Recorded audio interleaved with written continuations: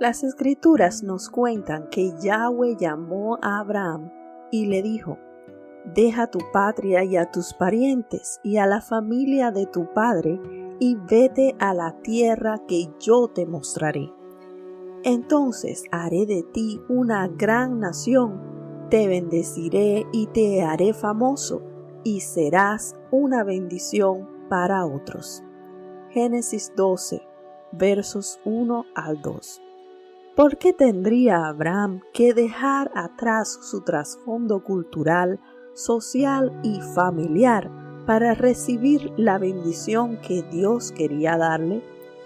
El Señor sabía que este hombre venía de una cultura profundamente pagana e idólatra. El propósito divino era que él rompiera con toda herencia espiritual de pecado y comenzara a construir un fundamento totalmente nuevo para su familia y sus descendientes después de él. Todos tenemos un trasfondo social, cultural y familiar que sirve como filtro para nuestra cosmovisión. ¿De dónde vinimos? ¿Cómo vivieron nuestros padres? ¿Qué hemos aprendido en el transcurso de nuestra vida? Todos estos factores tienen un gran peso a la hora de interpretar la realidad. Es posible que durante este estudio tú también sientas que hay elementos y prácticas de tu cultura o tu familia de base que no necesariamente se conforman a la ley de Dios. Muchas veces pasan años antes de que podamos juzgar con claridad y llegar a ver que, casi inconscientemente, hemos adoptado muchos de esos patrones, costumbres y conductas nosotros mismos. El pueblo de Israel pasó largos años en el antiguo Egipto. Por eso, al salir de allí para formar una nueva identidad nacional, ellos llevaron consigo muchas de las costumbres religiosas de sus amos egipcios. Para dejarles claro lo que Yahweh esperaba de ellos, Moisés les dio una serie de regulaciones y ordenanzas relacionadas con la santidad práctica, a los que en el estudio de hoy llamaremos el Código de Santidad, y que se encuentra en el libro de Levítico, capítulos 17 al 26. Sé lo que estás pensando. ¿Más regulaciones? ¿Por qué debería interesarme por estos temas?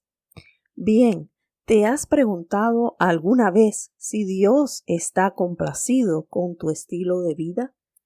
¿Cómo saber si vas por el camino correcto? ¿Cómo juzgar si alguien realmente camina en santidad? El código nos ayudará a entender qué espera Dios de nosotros de una manera muy práctica y directa. El primer aspecto que encontramos a lo largo del capítulo 17 del libro de Levítico está estrechamente ligado a la sangre en el contexto de la idolatría. Leamos ahora la primera parte del capítulo 17, versos del 1 al 4. Entonces el Señor le dijo a Moisés: da las siguientes instrucciones a Aarón, a sus hijos y a todo el pueblo de Israel. Esto ha ordenado el Señor: si algún israelita de nacimiento sacrifica un toro, un cordero o una cabra dentro o fuera del campamento, en vez de llevarlo a la entrada del tabernáculo para presentarlo como una ofrenda al Señor, esa persona será tan culpable como un asesino. Esa persona ha derramado sangre y será excluida de la comunidad. A primera vista es difícil entender este mandamiento. ¿Debería alguien que sacrifica un animal sin llevarlo a la entrada del tabernáculo ser culpable de asesinato? ¿Literalmente culpable de sangre? Si continuamos leyendo el pasaje, nos daremos cuenta de cuál era el verdadero sentido de esta ley. Y leemos a partir del verso 7, y ya no sacrificarán sus sacrificios a los demonios, con los cuales se prostituyen. Al parecer, los israelitas habían adquirido la costumbre pagana de sacrificar y ofrecer sus alimentos a los ídolos. En ese caso, el objetivo de este mandamiento era el de sustituir esta práctica por una que glorificara al único Dios de Israel. La expresión utilizada aquí es ídolos con forma de cabra. En muchas culturas antiguas existen referencias a dioses con forma de cabra. Es posible que el origen de este culto pagano se remonte al antiguo Egipto, de donde pasó a otras culturas milenarias como la antigua Babilonia, Grecia y Roma. Se dice que la creencia en estas criaturas místicas, mitad hombre, mitad carnero o macho cabrío, son la razón principal por la que se representa a Satanás con atributos de cabra hasta hoy. Seguramente, con todo lo que está pasando a nivel mundial, has escuchado hablar de la pansexualidad. El prefijo pan significa todo. Proviene del dios griego con el mismo nombre. El semidios Pan era representado como un híbrido humano con cuernos, cola, patas y pezuñas de carnero. Los griegos lo representaban y consideraban como el protector de los pastores y sus rebaños. Sin embargo, las características negativas más sobresalientes de este demonio eran la impulsividad, la ira, la carnalidad y la lujuria desmedida. Se decía que habitaba en los bosques y se escondía detrás de la maleza para espiar a mujeres y ninfas sosteniendo relaciones sexuales con personas de ambos sexos y animales por igual. También se dice que Pan podía llegar a poseer a las personas de la misma forma en que hoy conocemos que puede hacerlo el diablo.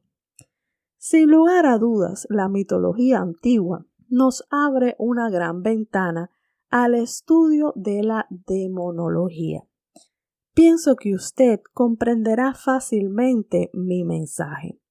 No es casualidad que estas tendencias, así como el pensamiento que las acompaña, hayan llegado hasta nuestros días y sigan cobrando fuerza en los últimos años.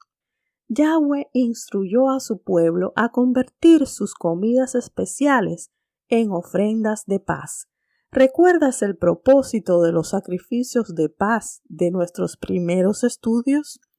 Luego de quemar la grosura sobre el altar, las ofrendas de paz se convertían en comidas festivas con el objetivo de expresar amistad, paz y compañerismo con Dios y con el prójimo. Las ofrendas de paz prefiguran la mesa del Padre, a la cual usted y yo hemos sido cordialmente invitados. Dios quiere que usted sea parte de su familia y que disfrute de plena comunión con Él. Pero usted no podrá entrar a la mesa del Padre, a la celebración del Padre, mientras continúa tomando el té con el enemigo de su alma. El Señor demanda un compromiso total y exclusivo. Primera de Corintios, capítulo 10, verso 18 al 22, dicen: piensen en el pueblo de Israel. ¿No estaban unidos al comer de los sacrificios del altar? ¿Qué es lo que trato de decir? ¿Que la comida ofrecida a ídolos tiene alguna importancia o que los ídolos son dioses verdaderos? No, De ninguna manera. Lo que digo es que esos sacrificios se ofrecen en realidad a los demonios, no a Dios. Y no quiero que ustedes tengan parte con los demonios. Ustedes no pueden beber de la copa del Señor y también de la copa de los demonios. No pueden comer de la mesa del Señor y también de la mesa de los demonios. ¿Qué? ¿Acaso nos atreveremos a despertar los celos del Señor? ¿Piensan que somos más fuertes que Él? El primer punto en el código de la santidad práctica es este: dejen de sacrificar a los demonios. El segundo punto tiene que ver con la sangre. En las Escrituras, la sangre simboliza la vida misma. El Señor habló con Noé y su familia después del diluvio universal y les dijo: todo lo que se mueve y tiene vida les será para alimento. Todo lo doy a ustedes, como les di la hierba verde. Pero carne con su vida, es decir, con su sangre, no comerán. Génesis capítulo 9, versos 3 al 4. Esta misma prohibición se encuentra reiterada en el libro de Levítico. Leamos ahora el capítulo 17, versos 10 al 11.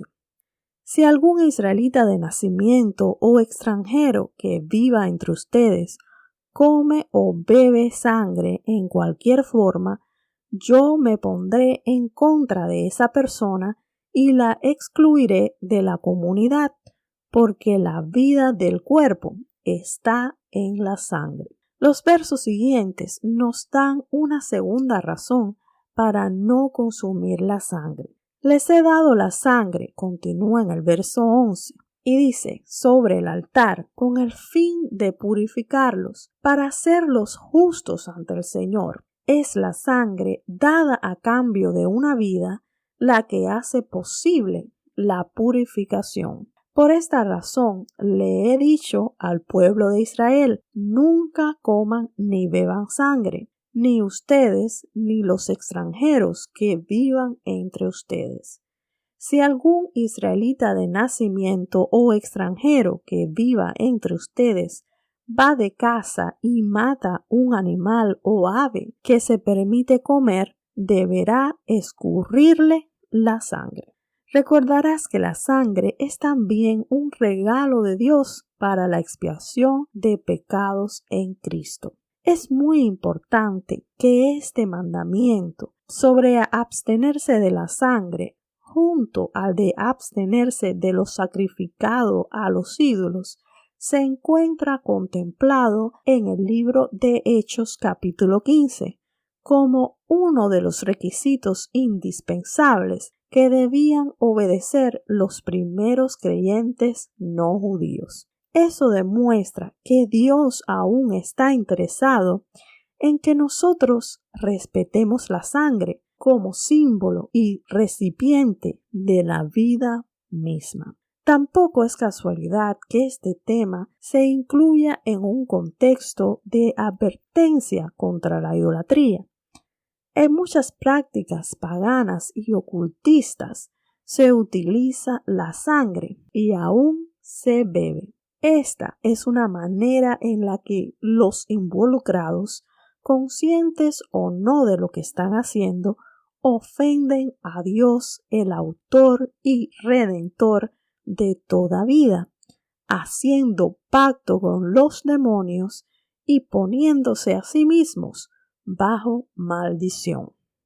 Las Escrituras hablan de la maldición que viene por derramar sangre inocente. ¿Recuerdas la historia de Caín y Abel? Podemos leer sobre esto en Génesis capítulo 4, versos del 9 al 11.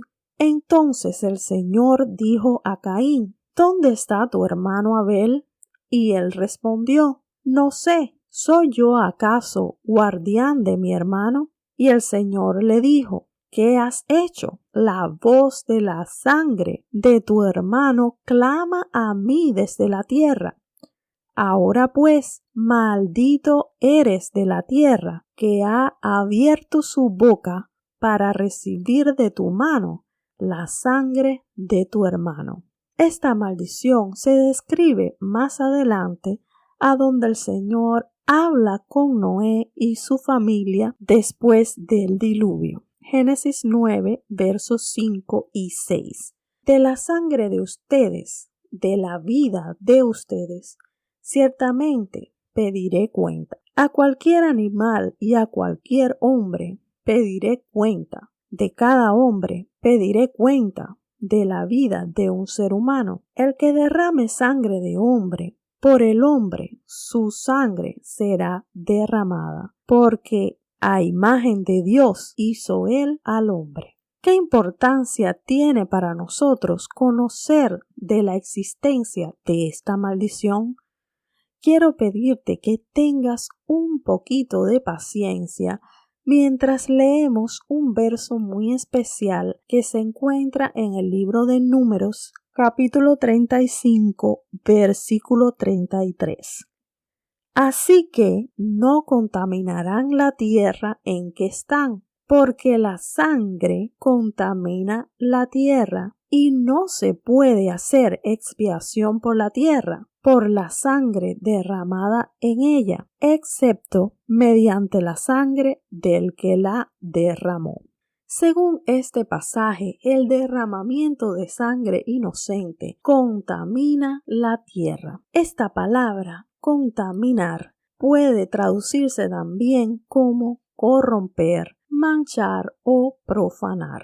Las Escrituras están mostrándonos que hay una demanda de justicia que no puede ser removida tan fácilmente. Esta demanda viene de parte del dador de la vida y está sujeta a un territorio geográfico donde ocurre esta profanación. Por esta razón, cuando una persona asesina a otra de manera planificada e injustificada, él o ella merece la pena de muerte. ¿Qué sucede cuando el asesino de un inocente sale libre sin sufrir su castigo? Entonces, según este pasaje, la tierra sigue maldita a causa de esta demanda de justicia divina. No era posible para los israelitas satisfacer esta demanda mediante ningún sacrificio animal. La maldición sigue vigente. Tal vez recordarás por qué causa mandó Jehová el diluvio sobre la tierra. La Escritura habla de un aumento descontrolado de la violencia. Génesis 6:13. Entonces Dios le dijo a Noé: he decidido destruir a todas las criaturas vivientes, porque han llenado la tierra de violencia. Así es, los borraré a todos y también destruiré la tierra. Este principio sobre la maldición de la tierra puede encontrarse a través de toda la Biblia. Sin embargo, veamos solamente dos ejemplos más. El primero se relaciona con el cautiverio del reino del sur, Judá. Le pido que preste especial atención a quién es el que hizo que Judá fuera destruida por sus enemigos y por qué lo hizo. Leamos en el libro de Segunda de Reyes, capítulo 24, versos del 2 al 4. Entonces el Señor mandó contra Judá bandas de saqueadores babilonios, arameos, moabitas y amonitas, a fin de destruirla, tal como el Señor lo había prometido por medio de sus profetas. Estas calamidades le sucedieron a Judá por orden del Señor. Él había decidido expulsar a Judá de su presencia debido a los muchos pecados de Manasés, quien había llenado Jerusalén con sangre inocente. Está claro que fue Jehová quien decidió el juicio de Judá a causa de los pecados de Manasés. ¿Quién fue Manasés y qué hizo él? Manasés fue rey en Jerusalén durante 55 años y fue el gobernante más detestable de la historia del pueblo de Dios.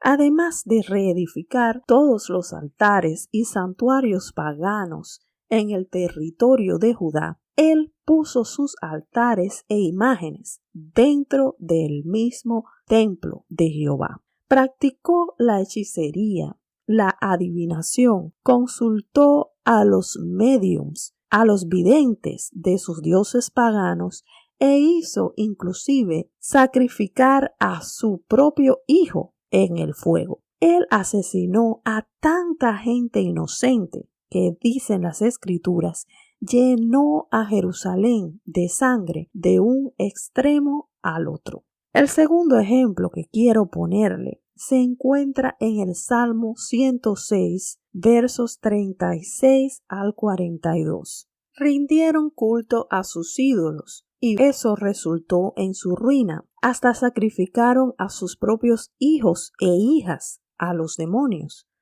Derramaron sangre inocente, la sangre de sus hijos e hijas. Al sacrificarlos a los ídolos de Canaán, contaminaron la tierra con asesinatos. Por eso el enojo del Señor se encendió contra su pueblo y él aborreció a su posesión más preciada. Los entregó a las naciones paganas y quedaron bajo el gobierno de quienes los odiaban. ¿Cuál es la sangre inocente que derramaron los israelitas aquí? Ellos llegaron a practicar el sacrificio de niños a los dioses paganos. ¿A quienes estaban realmente sacrificando sus hijos? A los demonios. Esta semana estuvimos hablando brevemente sobre el tema del aborto. Recuerdo que hubo una persona en el grupo que expresó su opinión de la siguiente forma: no me importa cuáles sean las leyes sobre el aborto, dijo. Si una mujer puede decidir sobre la vida de su hijo solo momentos antes de darlo a luz, esa es su responsabilidad, no la mía. ¿Piensa usted de esta manera? Las Escrituras son bastante específicas con respecto a nuestra responsabilidad individual, pero también nos hablan de una responsabilidad colectiva. Sin dudas, esa responsabilidad caerá sobre cualquier pueblo o nación que permita que más sangre inocente sea derramada cada día. No solo es culpable de sangre, también lo es de idolatría, y usted jamás debería ser parte de eso. Ya sea que usted tenga o no una parte de responsabilidad personal en cualquiera de estos pecados, le invito a venir al Señor con una actitud de sincero arrepentimiento y temor de Jehová en estos tiempos finales. Quiero animarle a orar cada día, tomando muy en serio lo que dice 2 Corintios capítulo 6 versos 17 al 18. Por lo cual, salgan de en medio de ellos y apártense, dice el Señor, no toquen lo impuro, y yo los recibiré, y seré para ustedes padre, y ustedes me serán hijos e hijas, dice el Señor Todopoderoso.